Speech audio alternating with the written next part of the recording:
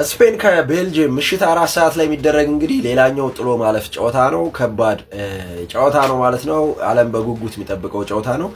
ስፔን እንግዲህ ፖርቹጋልን ጥላ ወደዚህኛው ዙር ማለፏ ይታወሳል። ቤልጅየም ደግሞ አሜሪካን በሰፊ ጎል ልዩነት አሸንፋ እዚህ ደርሳለች። ቤልጅየም እንግዲህ አጀማመሯ ጥሩ አልነበረም። ብዙም ግምት የተሰጣት ቡድን አልነበረችም። ግን የቤት ስራዋን በደንብ ስለሰራች ብዙም ከባድ ባይሆኑም እንግዲህ ትንሽ ቀለል ያሉ ተጋጣሚዎችን አግኝታ ወደዚህ የደረሰች ቡድን ናት። ስፔን ደግሞ ሞር ከሷ የተሻለ ቡድን ነው። ጥሩ ቲምም አግኝቷል። ፖርቹጋልን ባለፈው በተለይ በሚገባ አሳምኖ አሸንፈው እንግዲህ ወደዚህኛው ዙር መጥተዋል። ስፔን ትልቅ አቅም ያላት ቡድን ናት። በተለይ መሀል ሜዳው በጣም ጠንካራ ከዓለም ዋንጫ ላይ ካዩዋቸው ጠንካራው የመሀል ሜዳ ክፍል ያላት ስፔን ናት። ዛሬም በዛ ታግዛ ቤልጅየምን ታሸንፋለች ብዬ አስባለሁ። እና ላሚን ያማልም ድንቅ ብቃታቸውን ዛሬ ምሽት ያሳያሉ ብዬ አስባለሁ። እስቲ ይሄን ጨዋታ ማን ያሸንፋል? ግምታችሁን አስቀምጡ። ድል ለስፔን፣ ይመቻችሁ። ኳስ አንዴ ተመሳሳይ አንዴ ተቃራኒ ታደርጋለች። እነዚህ ሁለቱም ተጫዋቾች ምርጥ የሲቲ ተጫዋቾች ናቸው። በተለይም ቤስት 11 ላይ ጀርመን ዶኩ ቤልጅየምን ይዞ ሮድሪ ደግሞ ስፔንን ይዞ ዛሬ ተቃራኒ ሆኖ ይጫወታሉ እና በዚህ ጨዋታ ለኛ ለሲቲ ደጋፊዎች ማንን መደገፍ እንዳለብን ግራ ነው የሚገባን።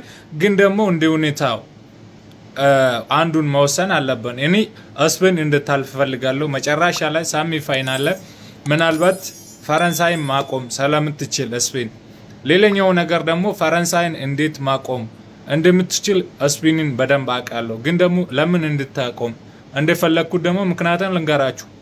ስፔን ፈረንሳይን ካቆመች ኖርዌይ ደግሞ በዛ በኩል ሁሉንም አልፋ መታ ከስፔን ጋር ታደርገዋለች። በዛ መሃል ላይ ስፔንን ኖርዌይ አሸነፈ ሃላንድ ዋንጫውን ያነሳል። ለዛ ነው ስፔን ፈረንሳይን እንድታቆም የፈለኩት። ቪዲዮን ሼር ኮፕሊንግ አድርጉልኝ። በዓለም ዋንጫ ሩብ ፍጻሜ ስፔን ከቤልጅየም ሎስ አንጀለስ ላይ ዛሬ ምሽት 4 ሰዓት ላይ ይጫወታሉ። ሰላም ጋይስ እንዴት ናችሁ? ለቻናሉ አዲስ የሆናችሁ ቤተሰቦቻችን ፎሎ በማድረግ ቤተሰብ ሁኑ። በደንብ ኮፒሊንክ እና ሪፖስት በማድረግ ጀምሩት። ዛሬ ምሽት 4 ሰዓት ላይ በሎስ አንጀለስ ሶፊ ስቴዲየም ላይ ሁለቱ የአውሮፓ ሀገራት ስፔንና ቤልጅየም የሩብ ፍጻሜ ጨዋታቸውን ያከናውናሉ። የአንድ ጊዜ የዓለም ሻምፒዮናዋ ስፔን ከ2010 ወይም ደግሞ ከ16 ዓመት በኋላ በወርቃማ ልጆቿ የዓለም ዋንጫን በድጋሚ ሻምፒዮን ለመሆን፣ ቤልጅየም ደግሞ 2018 ላይ ያስመለከተችንን ያን አስደናቂውን የቤልጅየም ብሔራዊ ቡድን እስከ ግማሽ ፍጻሜ የተጓዘውን የቤልጅየምን ግሩም ጉዞ ለመድገም ዛሬ ምሽት 4 ሰዓት ላይ ሁለቱ ብሔራዊ ቡድኖች ጨዋታቸውን ያከናውናሉ።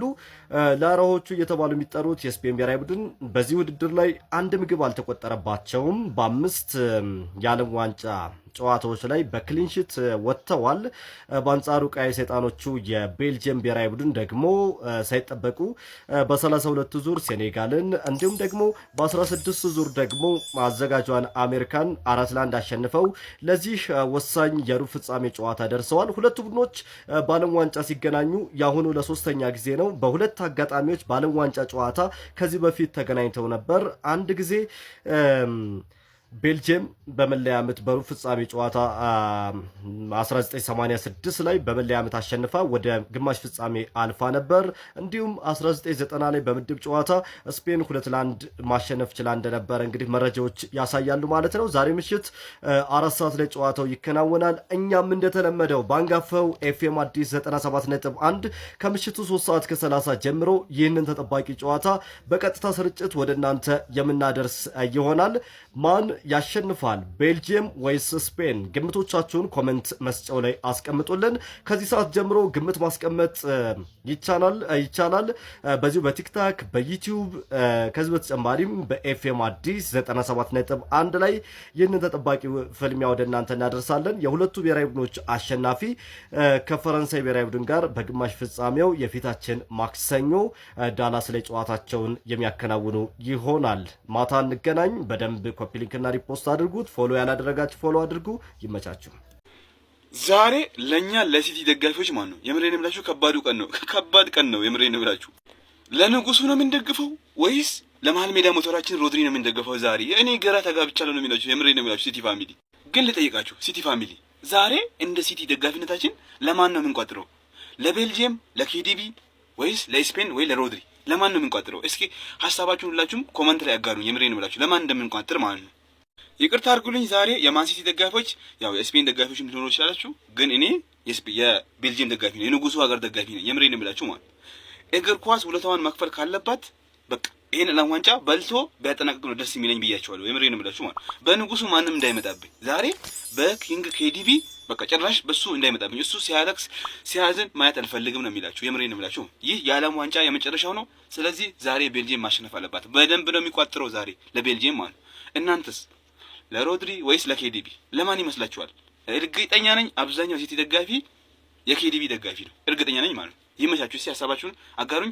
ኮፒ ሊንክ፣ ሼር፣ ሪፖስት እያደረጋችሁ እና ሀቢቢ ፎሎም እንዳይረሳ። ይመቻችሁ።